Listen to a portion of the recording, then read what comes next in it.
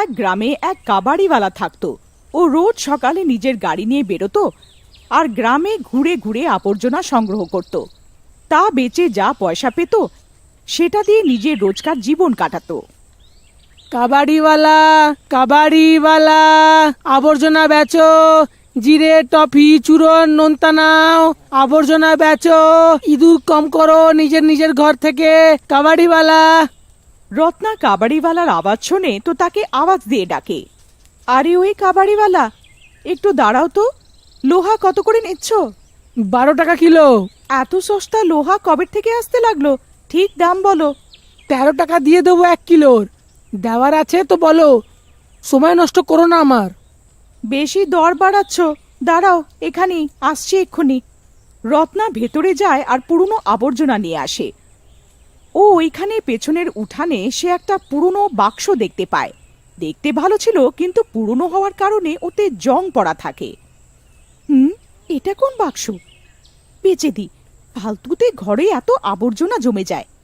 তারপর রত্না সব আবর্জনা কাবাড়িওয়ালাকে বেচে দেয়। সন্ধ্যায় কাবাড়িওয়ালা যখন দোকানে আবর্জনা দিতে যায় সে ওই বাক্সগুলো দেখে। আরে এই বাক্সটা কিরকম দেখতে, তো খুবই সুন্দর লাগছে, নিজের বাড়িতে নিয়ে যাই। সব আবর্জনা দোকানে ছেড়ে রাতে যখন ও নিজের বাড়ি যায় ওই বাক্সকে ধোয়ার জন্য খোলে। খুলতেই ওর মধ্যে থেকে একটা হাওয়ার মতন বেরোয়, যাতে কাবাড়িওয়ালাকে ধাক্কা লাগে। কাবাড়িওয়ালা ভয় পেয়ে যায়। আরে এ কি ছিল, ঝাটকা লাগলো হঠাৎ করে। কাবাড়িওয়ালা এদিক সেদিক তাকায় কিন্তু কিছু নজরে আসে না। সে বাক্স রেখে শুয়ে পড়ে। মাঝরাতে হঠাৎ ভয়ানক হাসি শুনতে পায়। তখনই এক হাওয়া ভয়ানক রূপে এসে যায়, যেটা একটা ভূতের হয়। শেষ পর্যন্ত আমি ছাড়া পেয়ে গেলাম ওই বাক্স থেকে। বালক, ওই মানুষটার যে আমাকে বের করে দিয়েল, এখন আমি আবার সবাইকে নিজের বশে করব।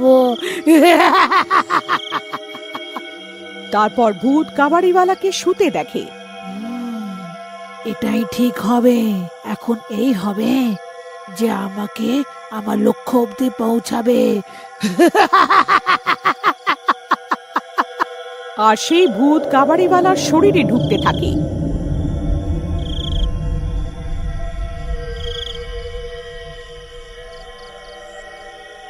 তখনই ব্যথায় কাবাড়িওয়ালার ঘুম ভেঙে যায়। আরে এ আমার হঠাৎ করে শরীরটা ব্যথা কেন করছে আমার? হে ভগবান, এ কি হচ্ছে আমার? এত ব্যথা কেন করছে? এ কেউ আমার সাহায্য করো, সাহায্য করো কেউ। আহ আহ আহ কাবাড়িওয়ালা ব্যথায় চিৎকার করতে থাকে কিন্তু ওকে সাহায্যের জন্য কেউ থাকে না। তারপর ওই ভূত ওর শরীরে দখল করে ফেলে।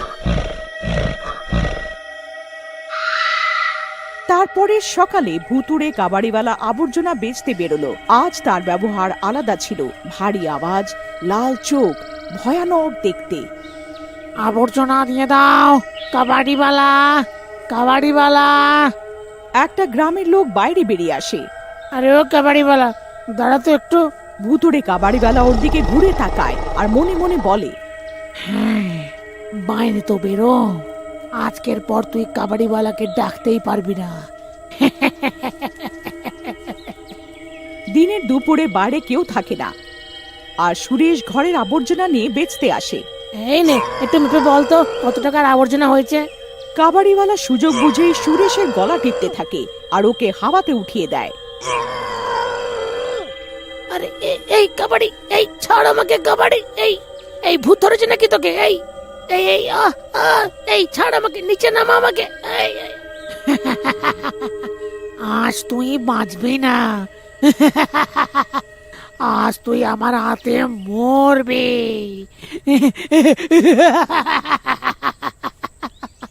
ভূত 2 মিনিটে ওর শরীর থেকে প্রাণ বের করে দেয় আর ওর শরীর ওর গাড়িতে রেখে বেরিয়ে যায়।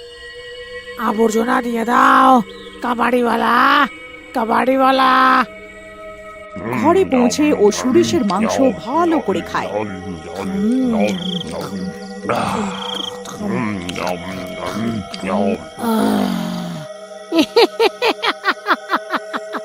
আর পরের সকালের অপেক্ষা করতে থাকে।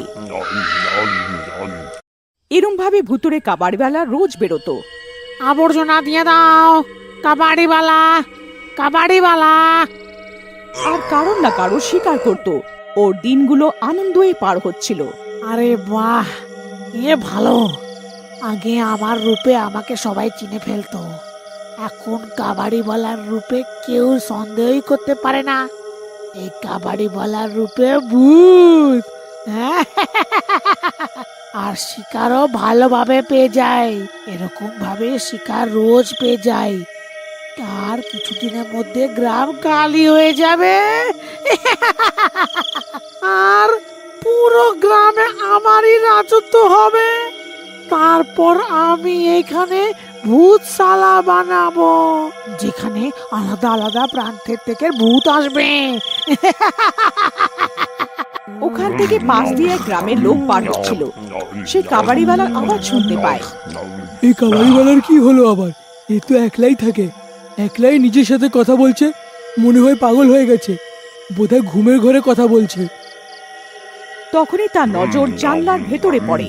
আরে এ কি, এ এত জায়গা আছে, এর ব্যবহার কিছু আলাদা আলাদা লাগছে না? এটা আবার কি কাটা?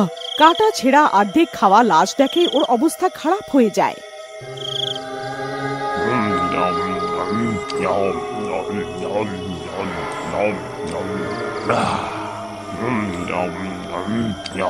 আরে রাম রাম রাম রাম রাম রাম, এই কাবাড়িওয়ালা মাংসাশী কবে থেকে হয়ে গেল? এ তো খুব ব্রাহ্মণ হয়ে ঘুরতো। গ্রামের লোক বোঝে না সে মাংস মানুষের কোনো জানোয়ারের নয়। তারপর সে ওর বাড়ি চলে যায়। পরের দিন সকালে সবাইকে এই কথা বলে। কি সত্যি বলছো তুমি? সত্যি কি তুমি ওখানে মাংস দেখেছো? তো কি, আমি ওখানে নিজের চোখে দেখেছি। ওইখানে মাংসের ঢের ছিল, আর ওই কাবাড়িওয়ালাটা অনেক ভয়ঙ্কর হাসি হাসছিল আর নিজের সাথে কথা বলছিল। এই শুনে গ্রামের লোকেরা অবাক হয়ে যায়। আজ আসতে দাও ওকে, ওর মুখ থেকে বের করবো সব কথা আমি। কিছুক্ষণ পরে ওইখানে সে ভুতুড়ে কাবাড়িওয়ালা এসে যায়। আবর্জনা বেচো, ঘরে সব জিনিস কেন বদলে। কাবাড়িওয়ালা। নাও, এসে গেল ঢঙ্গি পুরোহিত, চলো যাই। রামপাল বাকি গ্রামের লোকেদের সাথে কাবাড়িওয়ালাকে ঘিরে নেয়। ইরে কাবাড়িওয়ালা, শুনেছি নাকি তুই মাংস খাওয়া আরম্ভ করেছিস? তুই তো খুব ব্রাহ্মণ ছিলিস, সবাইকে জ্ঞান দিতিস। গ্রামের লোকেরা ওকে আজে বাজে বলতে থাকে। নিজের অপমান শুনে ভুতুড়ে কাবাড়িওয়ালা বেকাবু হয়ে যায় আর কাবাড়িওয়ালার শরীর ছেড়ে নিজের আসল রূপে চলে আসে।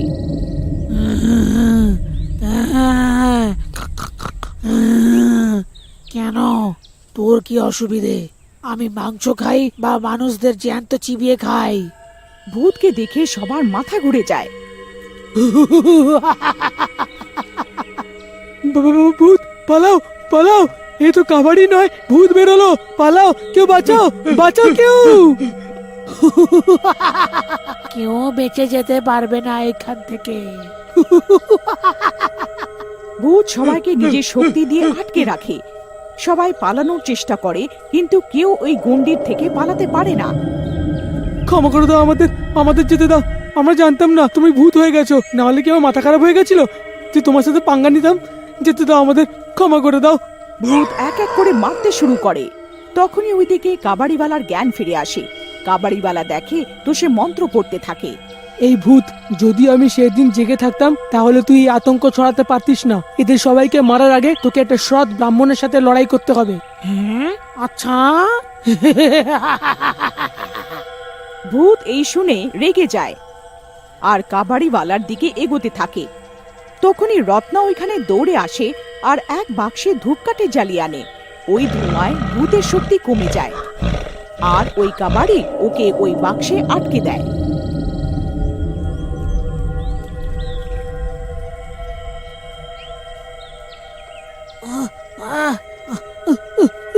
আরে না, আরে না, আমি আমি আবার বন্দি হয়ে গেলাম।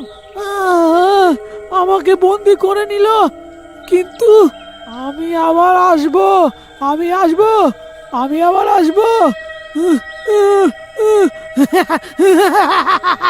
আমি আবার আসবো। চলো একে গঙ্গা নদীতে ভাসিয়ে দিই। আর সবাই চলে যায়।